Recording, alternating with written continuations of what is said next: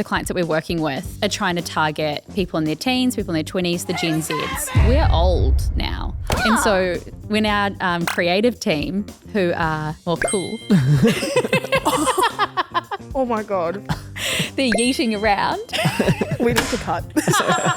When our creative team, that spend their whole day on TikTok are like, oh, we have to do this trend, we're going to take the advice on that. 100%. What's the objective of this channel? And it's like, grow it by 5,000 TikTok followers within the next 6 months. And that's what we want to do or what the client wants to do. But one of the things I've been trying to think about lately is what does our audience want the channel to do for us? Oh, wait a second. Our social media is for our customers, not for us. Exactly.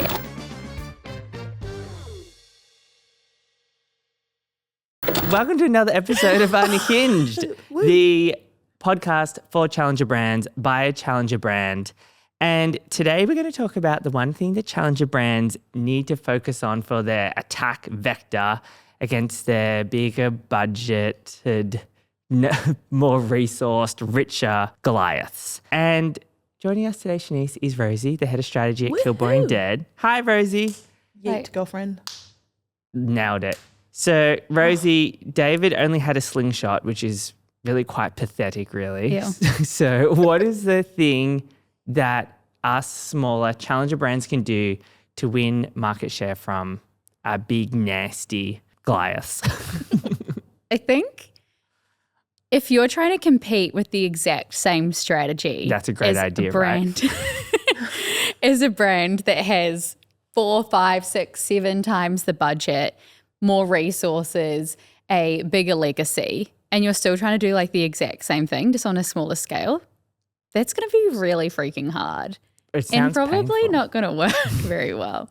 So I think when we have been working with a lot of our clients and friends, we're trying to figure out like what's the like one thing that will make them different and really like niche in. Because if we want to get people talking and we want to get people really excited about a brand and really get behind a brand, we need them to really like get on board with like the message and the story and the why, and really trying to hone in through one cool freaking positioning, we feel like is a really cool way to do it. So, doing less. Yeah. So like one of my favorite accounts on social media at the moment is a man that goes around and offers to like mow and groom people's front yards. Oh, that's the best ASMR. And he's like a small business. It's one person. Like he doesn't need millions and millions of views. But now when I think of like someone who's going to come and like prep my house, I'm always going to go to him first. And I think he's a very small challenger to Jim's mowing, for example. But it's a really cool way of kind of approaching like what's my one thing that's really going to make me stand out. And that kind of challenges the whole content pillar concept where like you need product and testimonials and customer success stories. He just really does one thing really well on one platform, and then of course that's enough. Yeah. Or like Jacquemus on the complete like other end of the scale, their social accounts is all about taking one of their products and then making it really large. So I don't really care about any designer brands like Chanel, Gucci, I don't know, the other ones. But I care about Jacquemus because their TikTok account is so cool. And if I was going to buy a brand now, that's the first one that comes to mind when I think about like designer brand handbags, because I've seen all of their bags 20 times larger. Yeah. Okay, well, noted for your performance review. But there's a restaurant, a small kind of like chain of restaurants, and there's an employee that dances through every single one of the videos or like responds to trends. Insert video here, please, animator.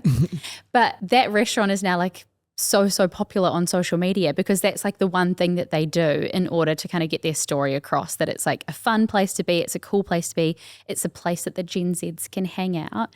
It kind of creates that relatability, which I really like. What comes to mind for me is the Magic Castle Hotel, which is one of the top rated hotels in LA. And their one thing isn't necessarily a social media or marketing platform, but it's the popsicle hotline, where at the pool you can just pick up the popsicle hotline and like, one popsicle please, and that's it. In terms of customer service, reviews, everything you can find about this hotel online is, we love it. We love the hospitality and we need a popsicle hotline more in our life. So the one thing I guess can also just be a turning customer service right up or turning room service right up. 100%. There's a bunch of other things you'll do within your marketing, but it's what's that one thing that you want to be known for, and that gets really people talking. Because if we create like a really beautiful ad with some really hot models, that's Shanice's new rule for Kill Boring Dead, is hot models only. Okay. And it's in a beautiful space, and it kind of talks about the 4 key messages and why the product's great. While that might kind of tick all of the boxes that maybe the CEO wants, it's missing the kind of the one thing or the why or what people are going to get actually excited by or think is funny or think is stupid or think is sexy, like Shanice's models. I think that's a really interesting point. If the CEO thinks that your social media is amazing, it's probably quite average or bad.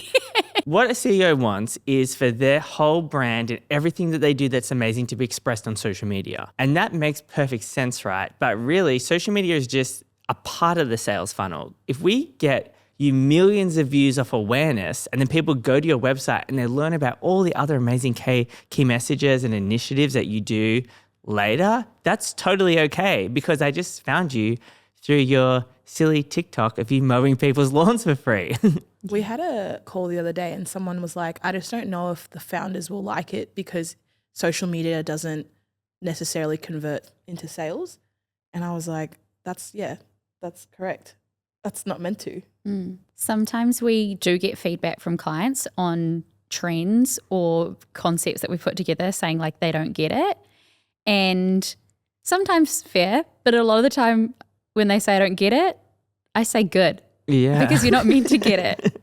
I'm not even meant to get it half the time. A lot of the clients that we're working with are trying to target, people in their teens, people in their 20s, the Gen Zs. We're old now. And so when our creative team, who are more cool, Oh my God. they're yeeting around. We need to cut.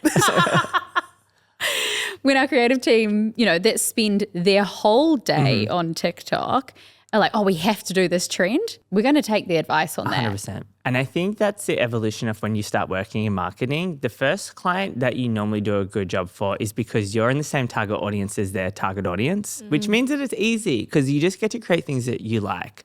But as a professional marketer, what you need to do is create things that are not for you. So a good marketer can create an incredible email nurture sequence for a new mum. When you're not a new mum, because you have empathy and you think about her fears and hopes and dreams and what she might want. But if you're just writing for yourself, that's a really kind of easy first step. But how you go past that is the difference between beginning in marketing and being a professional. I do a couple of strategies every month for either current clients or new clients. I've noticed. Just a couple. Just a couple. But every time I do a strategy, I'm adding something new or removing something from it. I think that's been a really fun thing / a curse that they always have to be improving. And one of the things that we've always done is like, what's the objective of this channel? And it's like, grow it to 5,000 TikTok followers within the next 6 months. And that's what we want to do or what the client wants to do. But one of the things I've been trying to think about lately is, what does our audience want the channel to do for us? Oh, wait a second. Our social media is for our customers, not for us. Exactly. And that sits literally in the document, like next to each other. Yes. Because it's not like, okay, well, the number one objective is what we want to do. It's like, okay, well, you want to do this. Your audience actually wants to use your channel for this reason.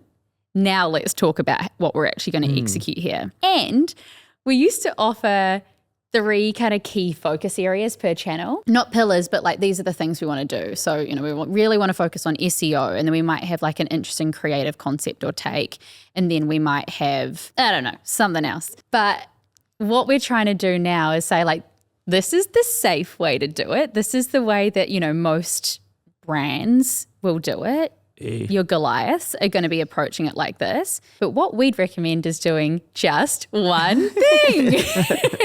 And so, we've been chatting to a challenger brand dog company lately about, should their whole TikTok account just be dogs running into the camera and like slow motion on their face? Fantastic. Or like we've been talking to Yes, a restaurant. it should be. about whether their TikTok account should be just from inside the kitchen with like a couple of chefs' point of views, yelling at each other, cooking, being a little bit hungover, but also like sharing the recipes, sharing the food. And it's like, is that what the whole channel does? Is that the one thing? And I think as an extension of that, from a word of mouth point of view, those are the TikTok accounts that I tell my friends about. Have you seen this TikTok account that's just based in the kitchen of this restaurant? It's really unhinged. And it just is easier for me to do the marketing for someone else.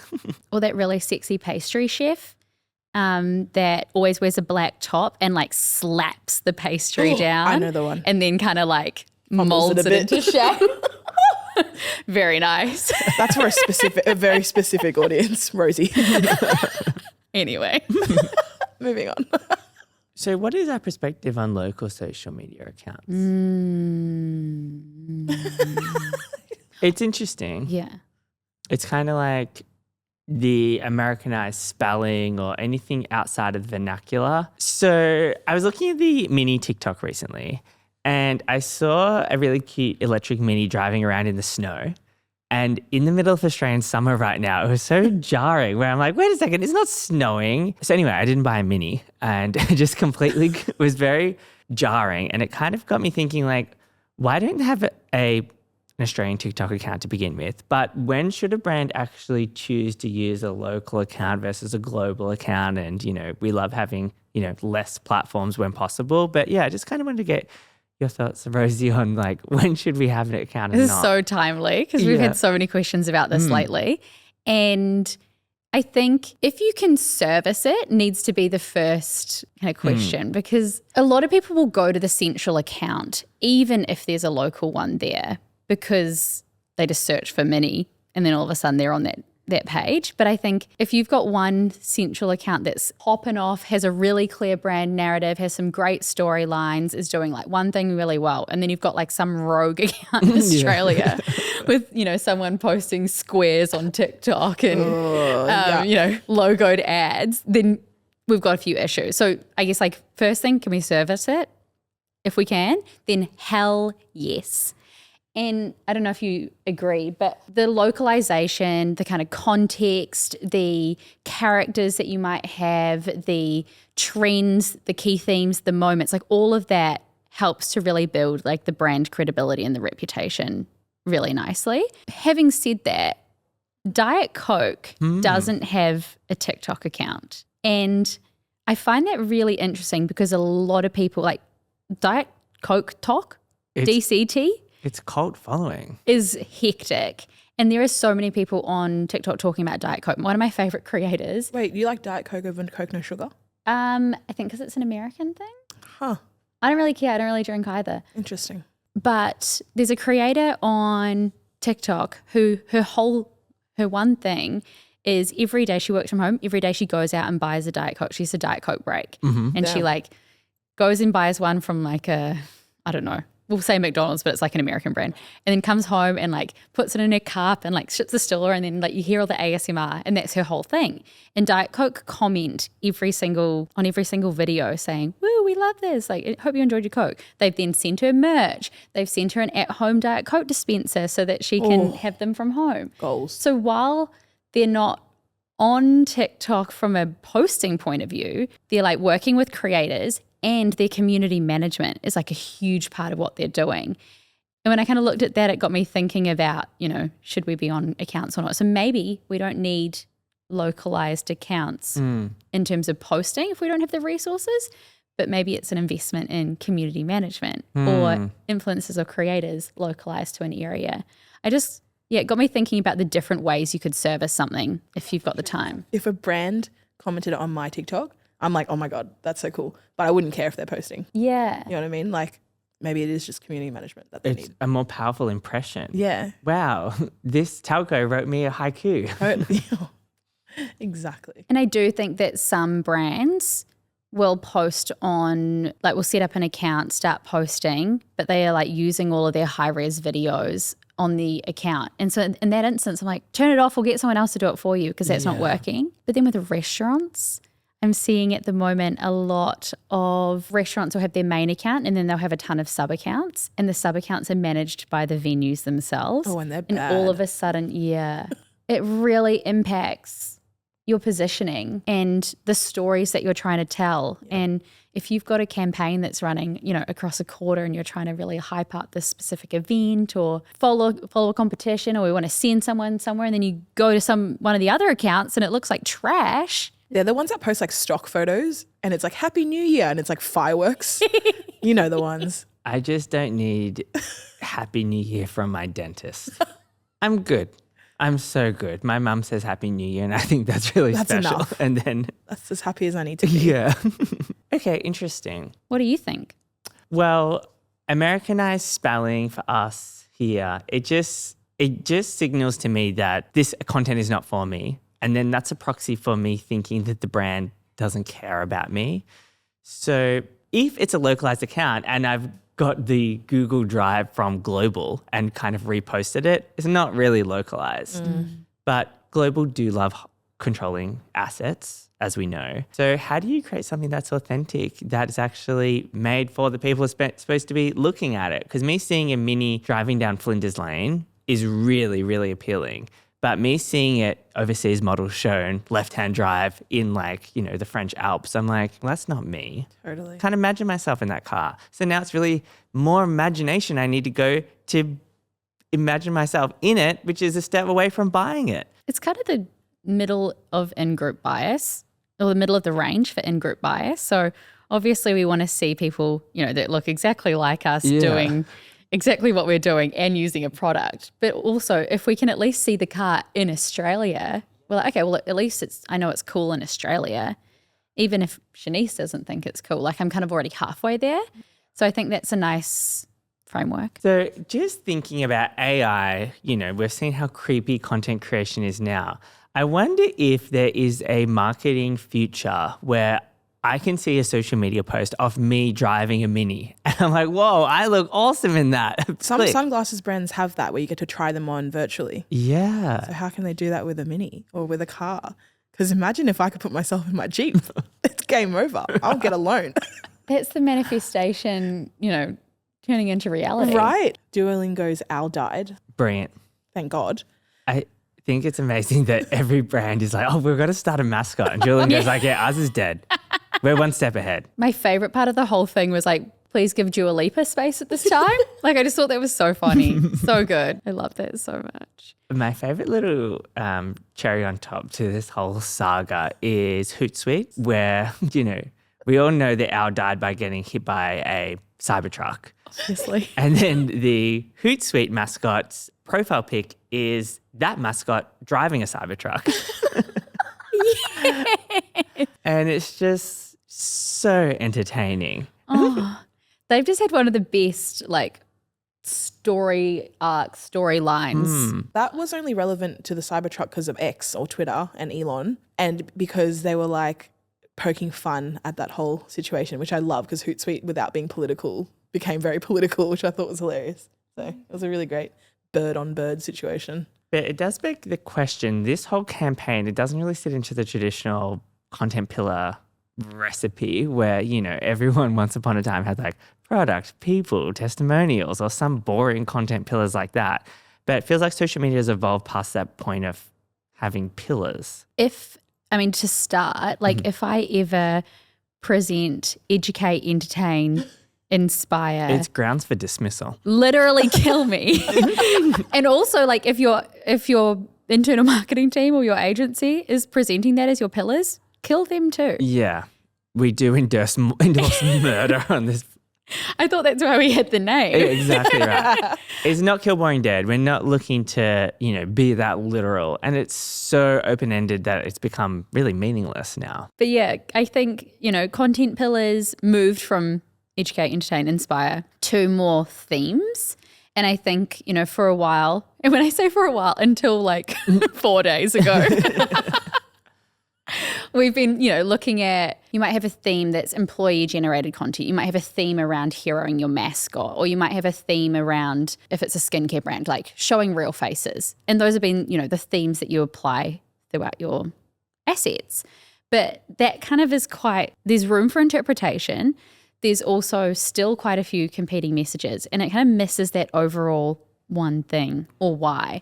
So what we're trying to do is move into broader story arcs, which take you across, a 2 or 3 month period where you're introducing people to a narrative or a why or a set of characters, and then kind of taking them on the journey through, how do we get the audience involved? How do we get them inspired? And then, ending the story with a nice bang. I think Duolingo is that ultimate story arc of let's create a long form narrative piece. And then now that the mascot's dead, that's their new story where you just keep on coming at that at every single possible angle. Yeah. They were like, make sure you keep doing your lessons to live out his legacy, which I thought that's going to lead into a whole... I'm so excited to see what they do next. Yeah.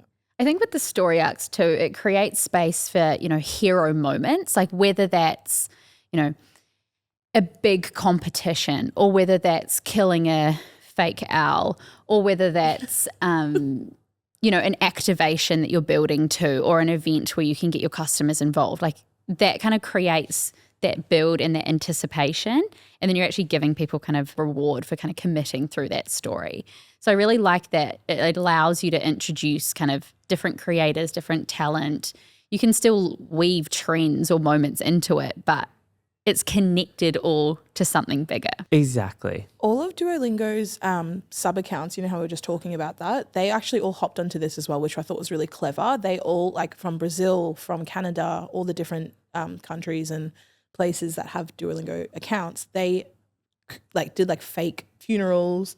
They showed them putting the owl into coffins, and they all had their own version of showing their way of supporting the whole story that the owl died, which I thought was very clever because that's them hopping on that same storyline, making it all one cohesive story, which I thought was really clever. Yeah.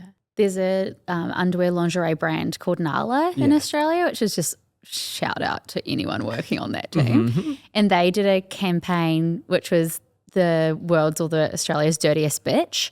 And it was all around showing your most janky old underwear, because everyone has those old ones that they wear on, when they're tired or they've got their period or whatever. And it was show us those and we'll give you new ones.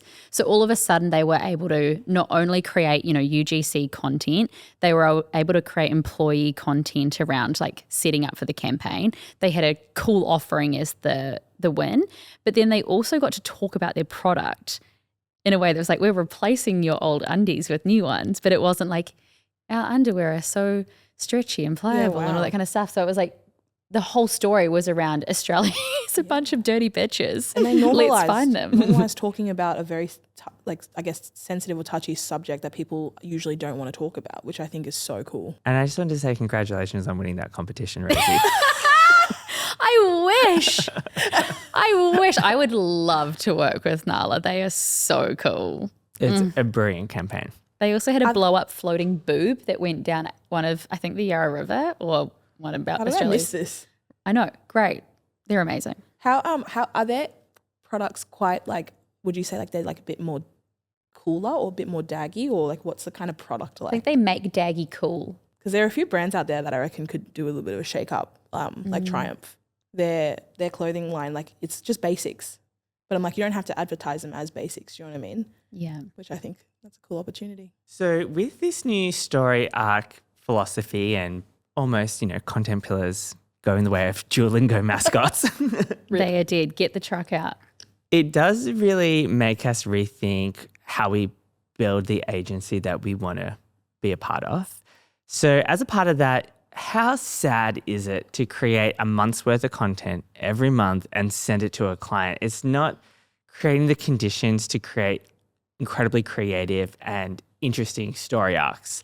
So as a result, we now work on a 13-week basis with clients where we just choose 4 campaigns a year, 4 stories, and we deliver a quarter's worth of content all in one go. And that's how great social media works. We're thinking about what are we doing over the next 3 months, and what are the arcs, and what's the tension, and how are we going to reward and offer payoffs to our audience instead of just being here's a month of content, here's a month of content. When you think about it, it's just so such a terrible way to do creative, attention grabbing work. So I'm really excited that we've made this change and that we're thinking a little bit bigger and a little bit more long term. Yeah. And when you're looking at content, 20 assets within like a vacuum, you kind of don't have the same space to be able to step back and be like, how is this all connecting together? I think that's one of the things I like about the 13-week process. It allows you to step back a bit. What's that quote that Kamala Harris said before she said, you think you just fell out of a coconut tree? Oh, I only remember that part. And it's like, You exist in the context of all in which you live and what came before you. Love that. but it's that kind of thing when you're looking at content too. If you're looking at it too narrow, there's no story. Exactly. It's kind of like getting, the rear view mirror off a car and being like, oh, okay, now just imagine the rest of it. Speaking of mascots, I'm always interested to see different applications. And when you think about it, Ryanair has a mascot, which is silly eyes and a mouth on one of their planes, which has to be, firstly, one of the cheapest ways to create content. So incredibly effective, so amazing, but responding in stitch format to customer complaints as an aeroplane, unbelievable world that we live in. So cool. Genius. Is Ryanair considered like a cheaper? 100%. We're talking like $9.99 flights. I love that because they're appealing to the people that can afford them. I think that's the smartest thing that they've done is they're targeting the people that will actually buy their plane tickets. They're not trying to get, the first class rich people. It's not British Airways. I wouldn't even know.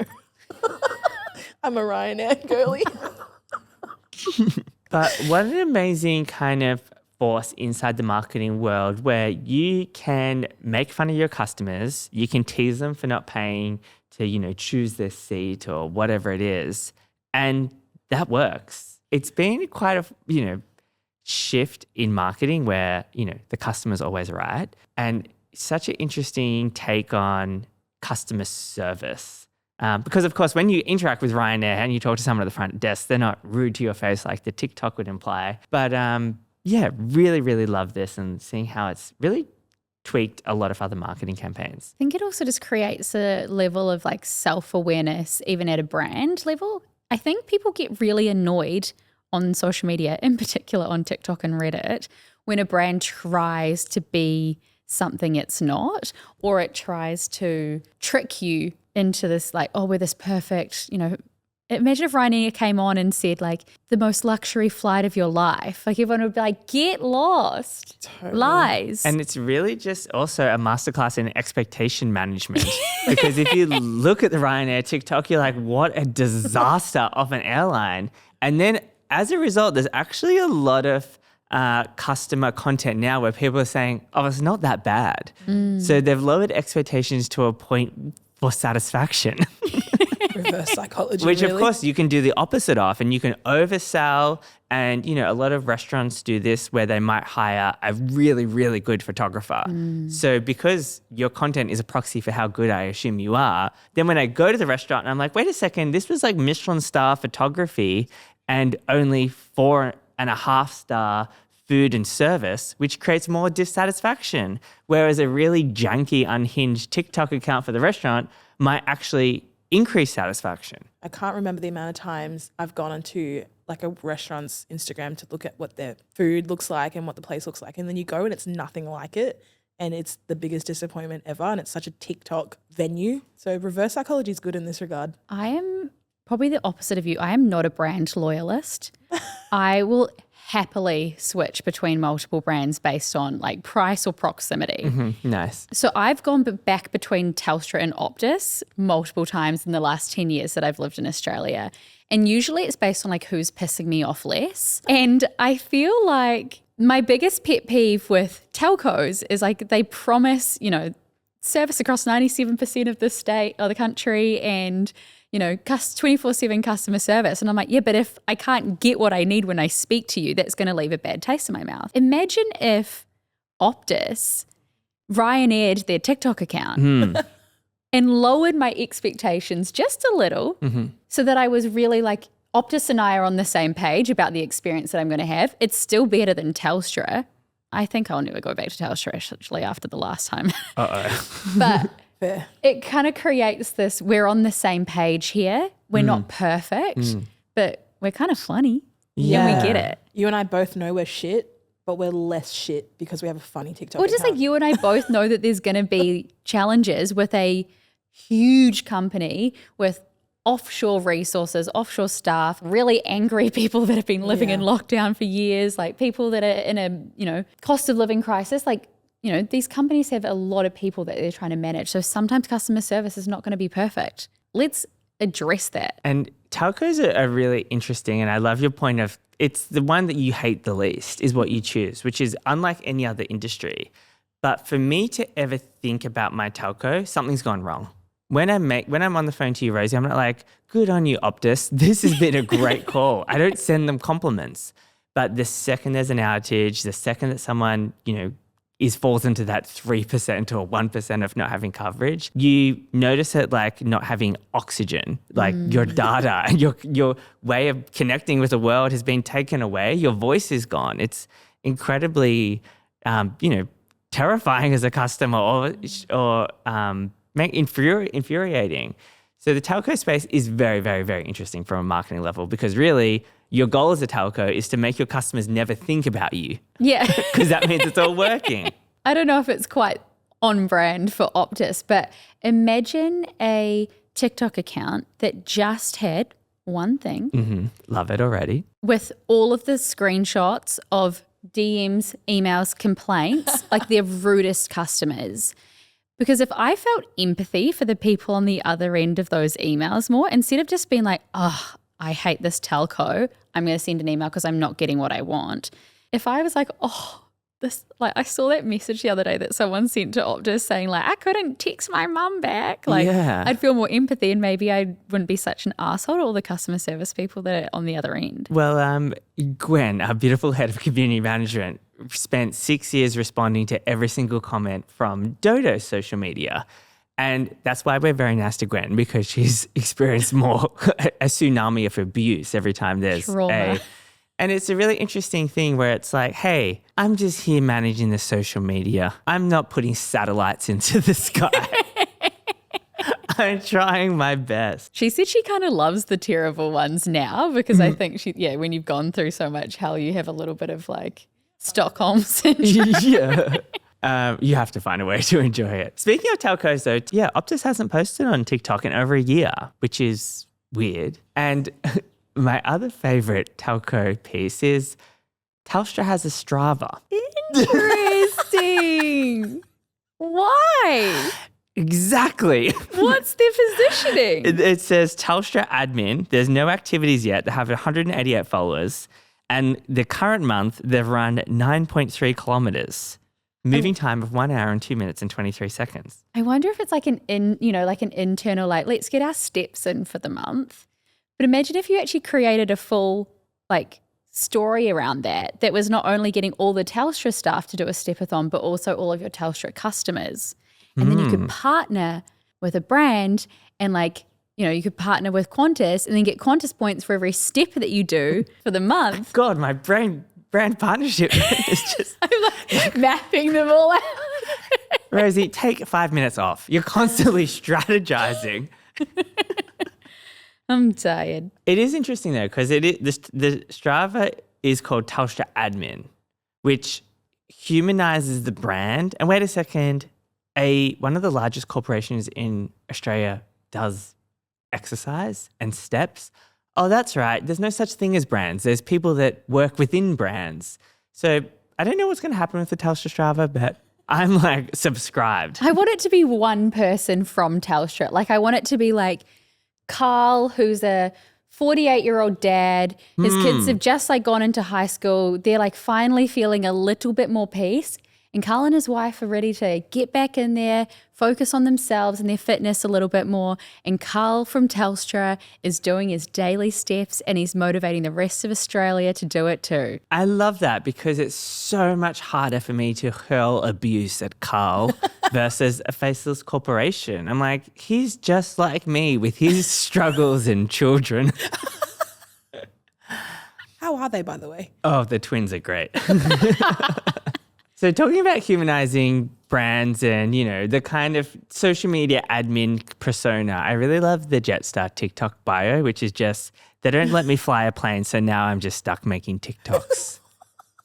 He's just like me, for real. Yeah. I think it's really clever because when my flight's delayed, I can't really be like, what do I do? Do I abuse the pilot or like just the poor old social media manager? I also like that because it's got plane in it, which hits the SEO requirements of a TikTok bio. Oh, dear. I love I think they had a comment once and someone was complaining about their bags being lost or something like that. And then the person replied and was like, I don't know, I'm just the social media guy. And I just love that because it's like, who hops onto TikTok to complain about something? Send an email. Like, it's not Ross's problem. So I want to talk about best practices, which I'm a little bit mixed about because on one hand, great, we don't post our logo in the bottom left-hand corner of all of our TikToks, right? Which is a Right. best practice, right? But also these, you know, sometimes are called guardrails or brand managers love them. You know, the CEO needs to see like, you know, what are we doing and what are we not doing?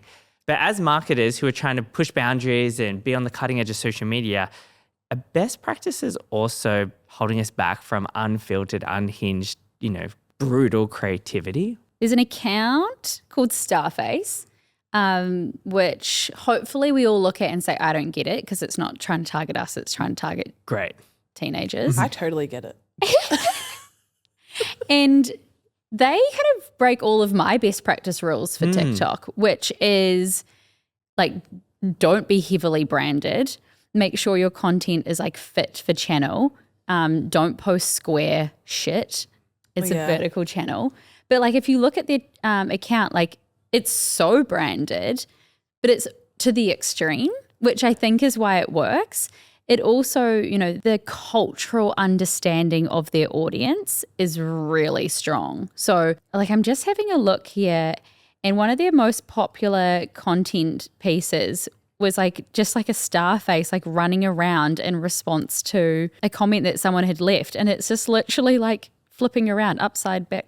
It's not doing anything interesting, but the language that's being used is really on trend. This one's great too.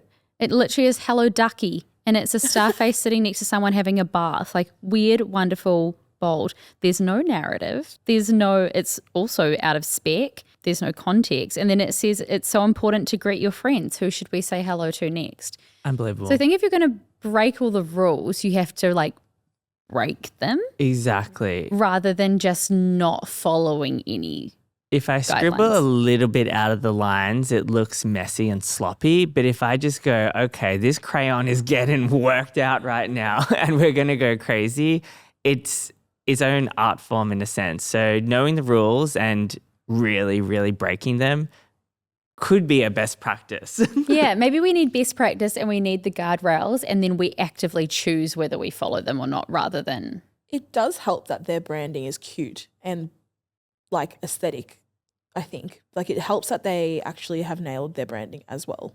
Because otherwise I probably wouldn't care as much if it was some ugly, boring packaging. Or, Yeah. You know, so I guess that also comes into factor as well. Simple branding allows for really creative work, whereas when you've got a lot, like if your product has a lot of stuff going on it, it kind of can make it challenging sometimes to then Reminds me of also Scrub add Daddy more.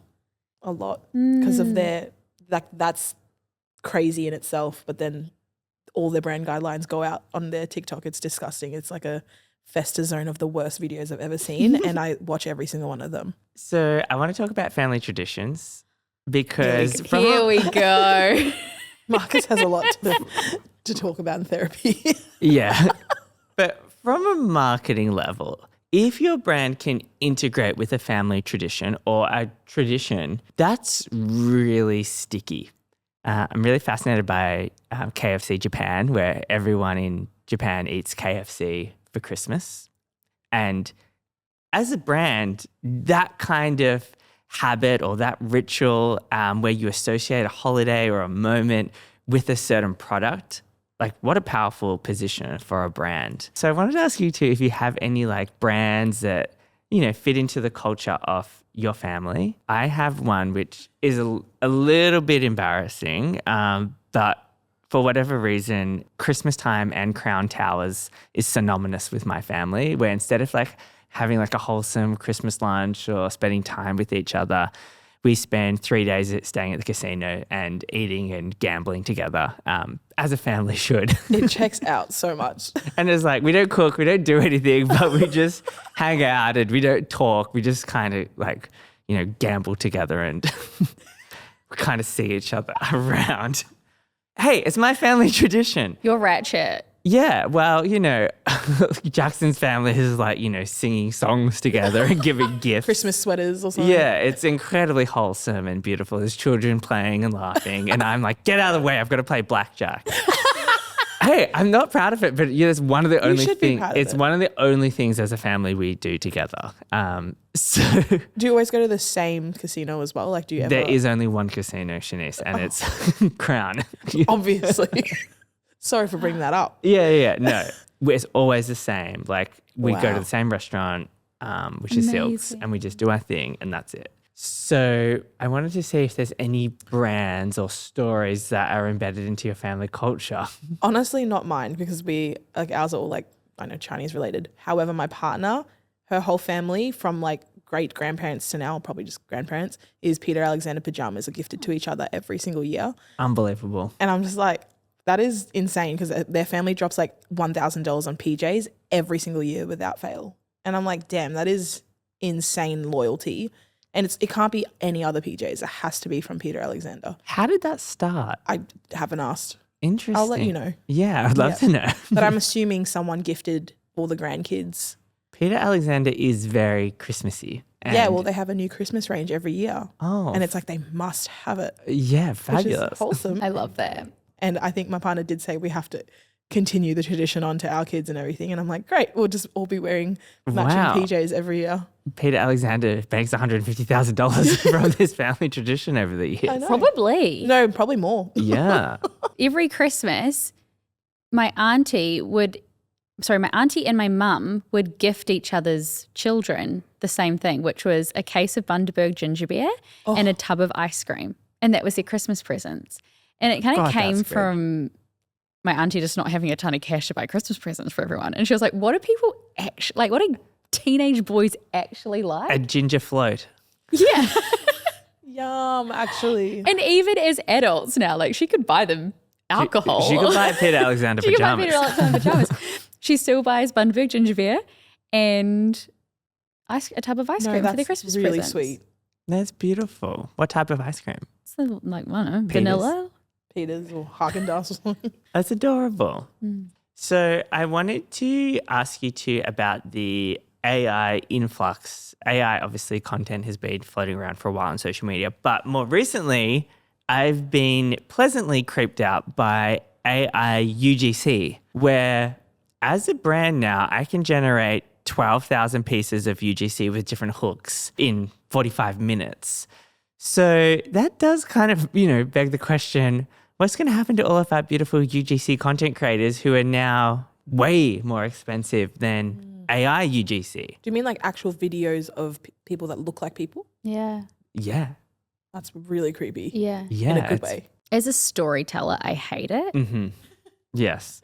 As a agency professional trying to scale and grow and produce more assets every month, I love it. It's we're just so close to it being really freaking good. Like, I think we probably have, as marketers, a little bit more of an eye for it. So we kind of can tell a little bit, but it's kind of like when your grandma like accepts money from an Arabian prince and, gives her bank account. I think there's a lot of people who would look at the content that I can already see out there and not realize that it's AI. As someone who's currently getting viruses off my dad's computer, I totally agree with what you just said. But there is, a few friends have shared me, oh, look at this new product. And it was like a BMW scooter, like that old people use. And it was just so very, very, very clearly AI. But the person sharing with me was like, oh, look at this cool new product. I can't wait to get one for my dad. And it was a moment of, whoa, okay, this is fascinating. If you haven't created any AI content, you don't know what AI content is and you don't care about AI content, unlike us, why would you think that it exists? We can always tell when things are AI, if you use ChatGPT, because it uses like the longer hyphen or it capitalizes the first word of every sentence. Exactly. And as marketers, we kind of know everyone's using it now, and you're taking your thoughts and then you're getting it articulated. It's the same with creative, but yeah, I think that UGC creators will need to become way more creative. Stories that they tell and kind of the personal connection to a brand will become more and more important. Well, I think that you hit the nail on the head. Becoming more creative. It's not just something for, UGC content creators of whipping out and reading an AI script. It's for all of us with this tsunami of AI content. What are ideas that you can generate and campaigns that you can run and really weird things that you can come up with that you can quiz ChatGPT for 4 hours and it can't think of that? Because of course it knows all the best practice and data, and it can give you a really good strategy for a market leader brand. But as challenger brands, what is that weird and wonderful, attack vector that we can find? Well, what are your thoughts on this? There's a modeling agency, I think, called IMG, and they have an AI model now. So like they have their portfolio of models, all real people, but they've introduced one AI model. And I was talking to Ali about it, and she was like, it's kind of scary because I feel like that's going to slowly replace real models over time. I feel like Exactly. that's similar to the creators. Yeah, there's a few AI influencers floating around. BMW has a campaign with an AI content creator. So That's crazy. we're already there. What about like real estate agents? I know you hate them. I don't hate them. It's okay. Listen, Some are I funny. have some feelings. Okay, what about property developers? Yes, cool. Can we talk about them? Can we be We can friends with talk them? about anything. We can talk about anyone. So property developers have to kind of go in and shoot every single home and room, and it takes a bit of time to kind of have someone kind of going like, here is the space, this is the apartment, this is how many are coming on the market, this is the amount of townhouses we have, this is when the next listing's coming through. What about if a company like Stockland or Mirvac used an AI agent to do tours of every single commercial property or home that they're building? Do you think something like that could work? Yeah, it's unbelievable. And I think when you have AI on AI, it's kind of it's a little bit unengaging. However, an AI realtor or, property manager or whatever, reading a script that's clearly written by a human is incredibly engaging, and vice versa. So if you have, a grandpa reading a ChatGPT script, it's kind of that juxtaposition is engaging. So yeah, it's a really interesting time and place where I can generate text, get an AI voiceover, and then, get a person to read it out. What about if the entire Mirvac TikTok account was just all of the homes that they're building across Australia with the same person, like one person, kind of doing an AI description that's been written by someone of the details of the home. And you knew that when you went there, you were going to learn as a first home buyer about like what the financing process looks like, what are the homes available, what's the budget for different areas, and every single FAQ that sits on Domain or realestate.com, one property developer is summarizing all of that information for you. It's unbelievable. And also that's where I want my information to be. I'm already on TikTok and I know that it's on your website, but that's going to take me 7 seconds to get there. I don't have that type of time. Maybe Domain needs to just AI every single listing that's on their platform, so I don't have to go to your app. I don't want to download another app. I'm trying to have less apps. But if you have it all on TikTok, now I'm interested, Domain. Yeah, exactly. Well, Call me.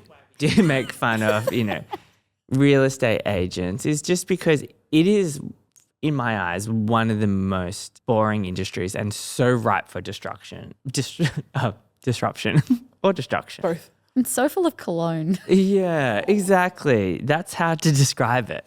I did walk past a real estate agent on Smith Street, and they've got this incredible sign that says buying, renting, selling, and that's it. Then says call and their phone number. And for me, that is a summary of the whole property industry, where if you're creating an ad or a sign for someone, we know you make it for one person. But when you just list everything you could do, buying, selling, renting, I'm like, that's a sign for you. That's your services. But for me as a customer, I might want to buy, I might want to sell, or I might want to rent. But I'm never like, oh, I need someone to help me with buying, selling, and renting. And when I'm trying to rent, I don't care that you're really good at buying and selling. It's irrelevant to me because I don't care about your business. I'm trying to solve a problem for myself. So when Way too broad. Yeah, it is really broad. So it was kind of fun, to do a little brainstorm with the team of like, obviously this is like the bottom of the barrel marketing wise, but what could we do more interesting? And, I think you suggested something, Rosie, which is like, Peter helped me move closer to my kids. What an amazing sign that is. I'm like, oh, wow, a human being helped someone. That's a proxy for how I now believe Peter's going to treat me. Thanks, Peter. Yeah. I was checking the mail the other day and there was an unmarked blue envelope. No writing on it. Absolutely no, just nothing. It was plain and blue. And I was like, God damn, I got to open this. Because what the hell is this? If I see junk mail for like a real estate agent, I'll just chuck it in the bin. Right? Yeah, of course. I opened it and it was a real estate agent ad. And I was like, that's the most clever thing because like I was so curious and just wanted to open that envelope up. But then it ended up being irrelevant to me. But I think it's pretty smart because it makes people want to. Curiosity killed the cat. I'm just glad it wasn't hate mail. Normally it is. So how amazing is social media that this thing took off where people just create content sitting in their car? I love it. It's so good. And it's just everywhere now. The lighting's so good too. Yeah. It's a lot more engaging though. I feel like it's very intimate. You feel like you're talking to the creator directly. Yeah. And I was trying to think about like, why do I care about this? And it just feels so much more authentic. Like you just saw something, you just ate something and you couldn't wait to get home. Like you didn't even bother turning on your ring light. You had to create something for me to watch right that second. So it kind of creates like a bit of built-in urgency where I'm like, what's so important? Oh, okay, you just had a new Krispy Kreme flavor. Okay, cool. But like so valid. I think it also, when creators are sitting in their car, I think it gives them an extra level of comfortability. If you're in the street, even the most confident people sometimes, do a fit check and then run away. Yeah. Whereas in your car, you can go for it with your Yeah. true feelings. And you're alone in there. It's kind of soundproof. You're probably parked alone by yourself in a car park. Like there's no one around you. It's a very fascinating way of creating content. I'm just loving seeing this kind of little micro trend pop around. Oh my God, I'd love to watch a TikTok channel that's just filming people filming content. Like, Yes. Oh my God. like from kind of afar. creators in the wild, but imagine just like Yes. in the car and then on the outside it's like, this is Shanice. She's talking about Optus mobile Like services. David Attenborough style. It does also open an interesting door for car manufacturers. What happens if Ford is like, okay, cool. Who are the content creators that are dominating this type of content creation? And how do we tap into that in an organic way? Because, it's really fun to watch the Twitch streamer drink Strangelove organically as they're already doing a part of it. But the most prolific car content creators, how do manufacturers tap into that? Or if you've got a really beautiful new interior in one of your cars, it's like one thing to do like a panning shot of the interior. But if you've just got like some hot bitch sitting in her car, drinking her iced chai and like chatting about her day, all of a Talking about sudden, yourself because that's what you do. my car, no, it's grubby. I'm a grub. But I feel like that would all of a sudden, it's that kind of bias that this hot person has this cute car. I want a Ford Focus now. I want a Mini. Also, another amazing, fascinating part of our industry is this concept where if it's easy to track, we should spend more money on it, which I love tracking. I love conversions. I love looking at my dashboard. I love seeing cost per lead, return on ad spend. But it does put us into an interesting position where if it's easier to track, does that mean it's better? So I think Google Ads is a great example of this. I spend $1 and make $10. That's fantastic. And the CFO understands that, loves it, and signs off my budget to spend more money on it. However, Google Ads isn't marketing. It's capturing someone else's demand and at the end being like, cool, let's just, it's basically vultures being like, quickly, let's like give Google a lot of money for work that someone else has done and quickly capture that. But marketing in the proper sense, it's messy and it's untrackable. And what is the ROI in this TikTok post? We don't know. We're not supposed to know. But if you're changing someone's mind, inspiring them, and generating demand, which is the point of marketing, there's going to be a part of it, which I'm sorry, CFOs, you're not supposed to be able to track. You can't track it. And that means that you're doing something creative and you're doing something cool. I find it hilarious when someone has a media budget of $2 million and a creative budget of $60,000. And then they're unhappy when the ROI doesn't work for their campaigns. And I'm like, you're just looking at it so wrong. Yes. And I'm a performance marketing gal through and through. Like, I love being able to see the conversion.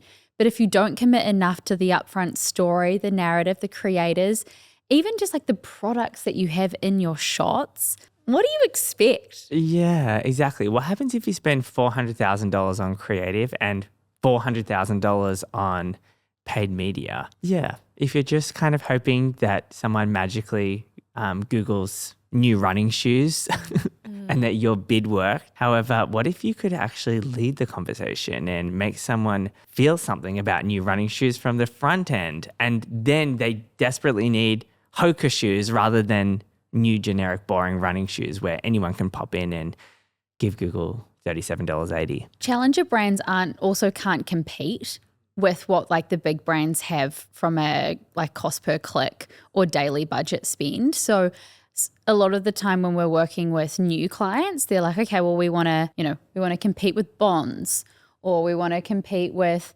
Schmackos. And it's like, well, they're spending millions and millions of dollars on their paid media. So if you're kind of going in and trying to also put your cost per click to match those, you're going to be getting like 3 clicks a day and then exhausting your whole budget, especially with, emerging brands or brands that are trying to rewrite the story and the narrative. Exactly. And that's what we want to do. We want to drive culture. We want to change minds. And we want to actually do marketing, not demand capture. Oh, I'm so excited. So, Rosie, you've worked with a lot of government accounts. And how does that compare to like a consumer account or like an e-com account? Couldn't be more different in pace. So I think coming from government, like working with a lot of government accounts, it's a slower moving beast, which is also what we see with our Goliath brands. And there's so many levels of red tape to get things approved. And often they've got really epic marketers that have come from really diverse backgrounds who are getting trapped by bureaucracy processes. Like sometimes the premier has to sign off on content. Like it's crazy. Unbelievable. So there's definitely challenges, but I find like if you really connect in with the right person within one of those organisations that's really wanting to challenge it, you can do some really fun stuff. New Zealand Police and then also New South Wales Police are amazing examples of that. Also, there was a campaign in Victoria, the Dumb Ways to Die. Oh my God, yes. Little I like love that. beans. Mm-hmm. Unbelievable. Do we all know? Should we sing it together? Dumb ways to die. Dumb ways to die. Marcus is like, I don't live on the internet. Whoever drove those campaigns within a government organisation, like I take my hat off to, because you were really like changing minds, influencing, like the hustle that would have come on to bringing all those people on board for that. Really, really cool. But yeah, I love the New South Wales Police and their community management processes are just outstanding. Right. That inherent tension of this is an authority talking in an informal vernacular is just pure engagement. I also love that it's the police in Australia, the police in a lot of countries is a really sensitive topic, can be really scary for some communities. And so to kind of create that more personal connection between the police and our communities, I think is a really important thing for a government organisation to be doing as well. In the theme of expectation management, it'd be interesting to see what, let's say, the Department of Transport and Main Roads could do in a almost negative community management sense of how do you lean into people's sentiment, and if there are frustrations, how do you own that in a way that doesn't pretend to be this pristine brand which raises expectations so much, which causes more frustration. I've just had a thought. Yes, I love it when you say that.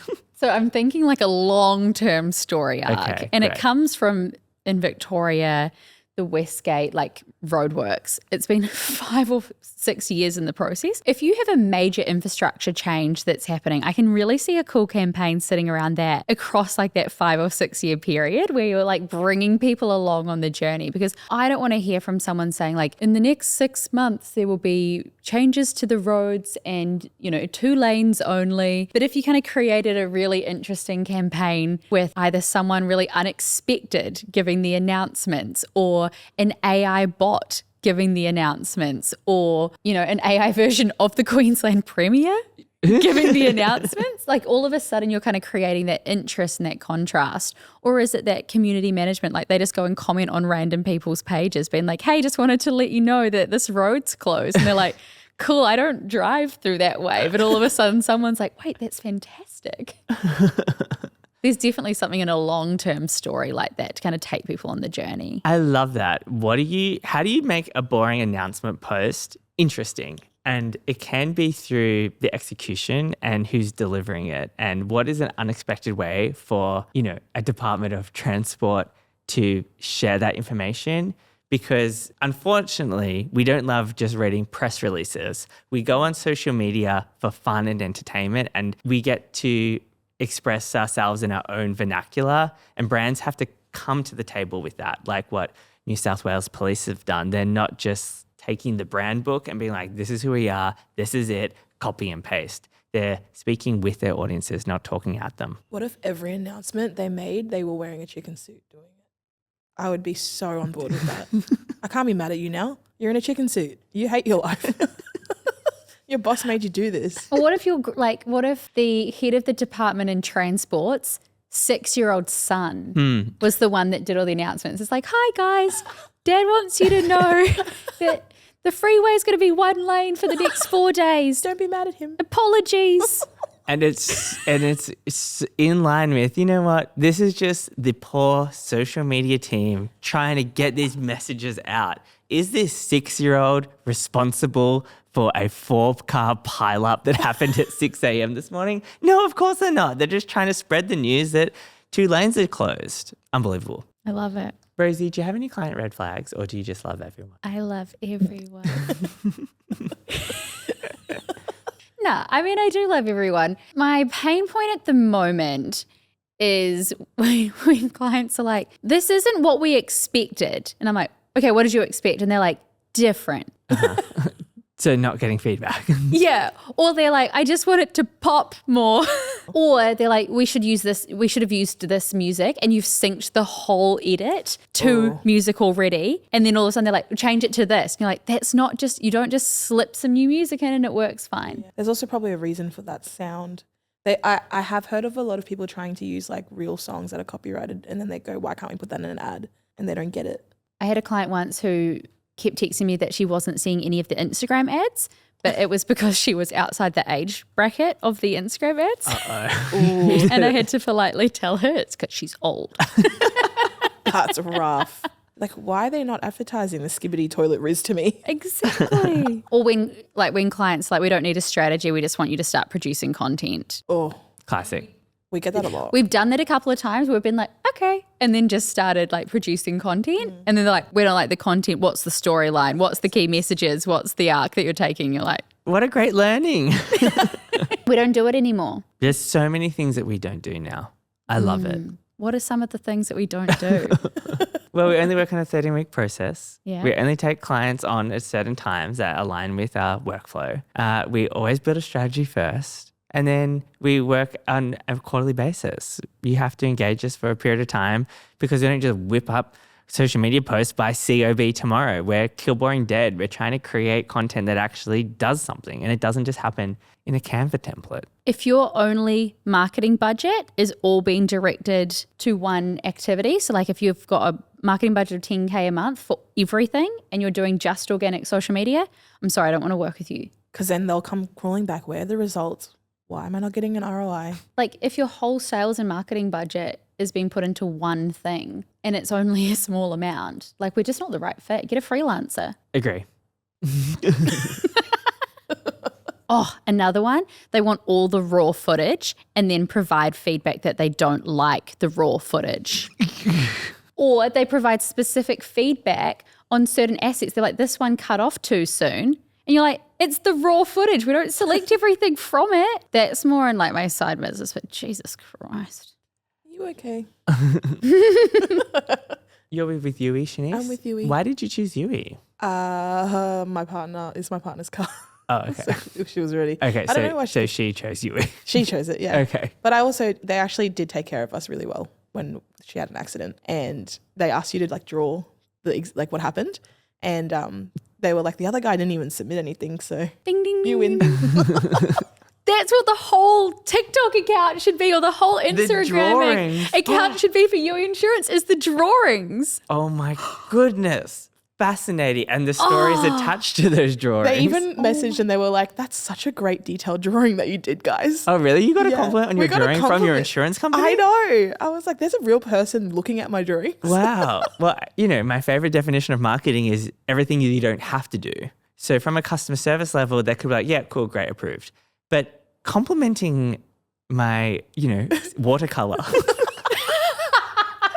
for my insurance claim, unbelievable. Yeah. That's fascinating. It actually, I still remember it, and I'm glad we're still with them for that, because I feel like they personalized it. You could also do awards for your customers for like the most detailed drawing, because that's actually what they want. They want the detail so they can decide if they're going to give the claim or not. But like the most detailed drawing of the year, like best artwork, best description, Yeah. worst crash, Best storytelling. like least likely No, to this ever is need convincing insurance people to crash again. on purpose so they can win prizes. But it is interesting, like if you do have to make a claim, which is traumatic, annoying, now I've got to do some paperwork, which is, my least favorite thing. Finding the joy in that moment and actually, having a little creative outlet, which is a really great stress reliever and therapy as well. So maybe it is, the best thing to do after I've accidentally, reversed into someone's minivan is to do a little, A little bit of, like coloring in. Oh, like mindfulness coloring in. Yeah. Took me like an hour. It is interesting. Like, insurance is intangible. You never get to touch it. And hopefully you never use the product that you buy. That's a great scenario for a customer of an insurance company and a great scenario for the insurance company. So when you do have to make a touch point around a negative situation, really fascinating what you can and can't do from a marketing level. And complimenting a drawing, I think really that was fun. very interesting too, because I was kind of like, oh, there's actually a real person that's actually looking at, It doesn't give bot. Yeah, and everyone hates their insurance company, let's be for real. But I don't hate Well, mine. you don't. Yeah, I don't hate I feel mine. like insurance and telco kind of sit in the same category, Yeah. right? Yeah. Like Well, they to only your talk point, to you if there's an issue. to your point earlier, like you only change insurance if something bad happens and you have a bad experience. Yeah, you only talk to your insurance company when you're buying something, which is such an important touch point. And then when something goes wrong, if you ever have to talk to them again. What was the insurance and shoe company partnership that you Well, told me about? Yeah, the best way to sell life insurance is to give someone a free pair of sneakers because I got something tangible. I get to touch it and I got it now versus life insurance, which is the most boring product in the world because you never get to touch it or use it or have anything to do with it. Like it's helpful when I'm dead. But those sneakers, Now you look cool. I get to walk around the town in my New Balance. Or Dulux and jelly, The jelly beans. Exactly. Having some instant gratification, a sugar hit to an activity that, normally causes people to get a divorce or argument with their spouse. Painting the second bedroom is awful, but eating a fistful of jelly beans on the drive home, it's a little bit of joy in my otherwise miserable weekend. It reminds me of the Bunnings sausage sizzle. Like, if you have to drag the whole family to Bunnings one weekend, at least you get a $2.50 sausage sizzle. It's exactly. It's $3 now. Or you get $3.50. I went on the weekend. a tiny bit of joy into going out to a hardware store. Okay, I had a routine house inspection, and my partner and I, we don't like being in the house when they're there just because Who it's kind of like, does? I don't want to hear about what your thoughts are on my, uncleaned Oh, windowsill. cool. The dishwasher's empty. Yeah. Cool. Good work, John. So we actually like snuck off to our neighbor's house, and we have a little pet camera, a little Ring camera in our lounge room because we like to spy on our pets. It's normal, right? And we were watching through the camera. We were being a little bit stalkerish. And this guy rocks up in a suit, has his hair spiked up, and he stands into the living room. He looks around, spots our massive mirror, and he walks towards the mirror and he just goes, And then that's it. He's out of there. That was his inspection. So he did a body inspection. But yeah, the ring captured everything, which I was like, we're going to have to keep this if we ever don't get our bond back. I'll pay you $1,000 for that footage right now. Give me the money. I will airdrop you in 12 seconds. It is fascinating. It does make me wonder, like, what else is captured on Amazon rings? So much. How do we stitch that footage together to make a short film? Yes, because Amazon Ring do heaps of like their whole content. It's all recorded. It's just like showing videos, which is amazing. Yeah, it's really, really clever strategy of customer generated content from our product. Beautiful. Oh my God, a short film would be so nice. Well, Yeah. there was a viral TikTok from, I don't know if it was from Amazon Ring themselves, but it was of a couple that fell in love and they captured that on their ring at the front door from their first date to their life now. And it was like, oh my God, like nervous, do I kiss them? And like you can see the whole thing. And I think that is insanely, disgustingly sweet. Oh, that's beautiful. Yeah, so they got their first kiss, their first date, everything captured.